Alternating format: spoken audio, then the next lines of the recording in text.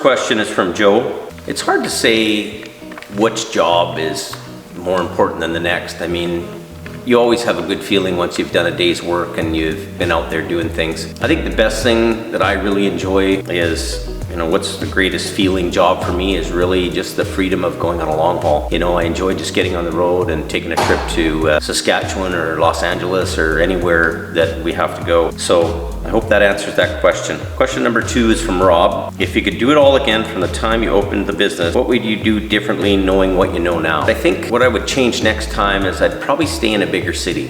There's a lot of issues trying to do business or being in the record business in a small town. It's a great way of life, a small town, and it's a good place to live and raise your children, but it represents big challenges as far as business. I mean, 4,000 or 5,000 people town, there's only so much business there, lots of competition. So when you're in the city, you seem to have a lot more opportunity. Third question is from Dan. Jamie, love the show. My question is, what is the most dangerous close call you've ever had? I think the most dangerous close call I've ever had was hustling out in the big wrecker out to a call, after midnight, 1 in the morning, and maybe driving just a little bit too fast in the Fraser Canyon and hitting some ice and just about losing control of the truck and having a major crash where the bank was more than 1,000 feet down. So if I'd crashed through the barriers and gone down, I might not be here today talking to you. That's a lesson learned, and that's probably my most dangerous close call. This question's from Steven. What's the one truck you wish you had never sold and why? Back in 2008, we bought a Peterbilt with a 75-ton rotator on it. I actually sold that truck to a friend of mine out in Alberta, and he had it for quite a few years. It was a really good truck, and the only reason I sold it is because I wanted the new legs that were coming in. Plus we had a downturn in the economy from due to oil. So having that big payment on that truck and or selling it and having a breather for a couple of years was a good thing. So it was a business thing, but I do wish that I still had that truck. That's the one truck that I really miss. It was a really good truck. Anyway, there's a new owner and he owns it now, so hope that answers your question. This is from Katie. Do you still have Bruce's truck? Yes, we do have Bruce's truck. We've been working on this truck for more than 3 years now, and we're just getting ready to mount the wrecker unit on it. There were other trucks here that were able to be put on the road quicker that needed the work. So we've got it sitting in the shop next to us, and we put what we call a hauler transporter type unit on the road. And we finished that off and got it on the road, spent the money on that, and it's actually in Los Angeles today picking up a wreck. The truck behind me here is the next truck to become finished. It's been painted and we're just doing the finishing touches, putting the latches on, the doors and things like that. So it's the next project in the queue. And Bruce's truck will be the truck finished after that. Bruce's is coming up shortly here. We've worked on it on and off, but it's time. Time for us to finish it.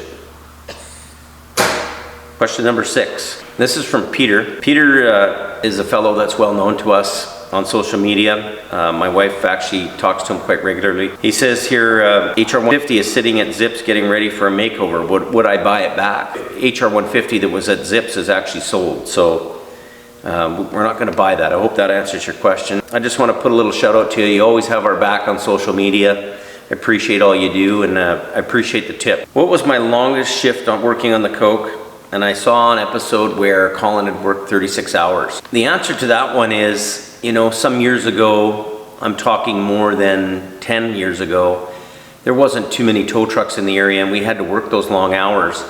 Nowadays, we only go up the Coke if we get called by a customer. We also have to follow DOT rules, hours of service.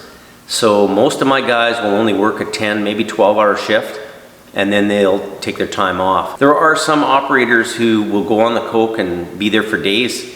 It's not legal. If they ever had a bad crash, they would have huge liability issues. Because we do so much long hauling, our guys are on e-logs now. We don't push guys at all, so a lot of that knee-jerk, middle of the night kind of stuff. You've got guys that are sleeping in their trucks up the Coke and waiting to pounce on somebody who has a crash there, and you won't see us there.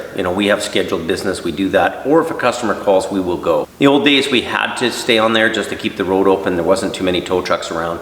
Today there's lots of supply and not as much demand. Next question is from Erica. When am I going to have Bruce's old Peterbilt wrecker back to work? Like I said earlier, there was 2 trucks ahead of Bruce's. One was a hauler DTU, and we needed it because we were so busy doing long haul work. The second truck is right behind me here. It's the most finished truck. So we decided to just stop starting new projects and try to finish the ones we had. So we're on the number 2 one right here behind me. And Bruce's truck is right after that, and it doesn't need a whole bunch of work. It's had the rear frame done, it's been painted, new engine transmission, and we've mounted a wrecker on it, a newer updated wrecker, and we've taken it off. Now we're going to replace hydraulic lines and then reinstall it. So Bruce's is a little bit down the road a bit, but it's coming fairly soon. It's going to be the next project after the one behind me. So I hope that answers your question. What's the oddest thing or things found when recovering a vehicle? Oddest thing I think that I've ever found, or our company's found, it wasn't me in particular, but a vehicle was brought in under an impound, and one of the guys found $60,000 cash in the car. That's really a tough deal. That's a big amount of money, and who owns it? So at the end of the day, our guys phoned the police department, and they came and seized the money as they thought it might have been a proceeds of crime or drugs.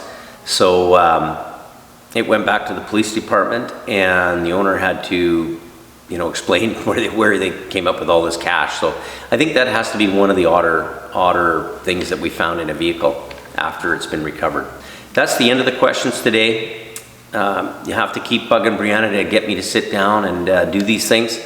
We're always so busy here working on things and dealing with the day-to-day. Always enjoy doing these for you guys, and thank you.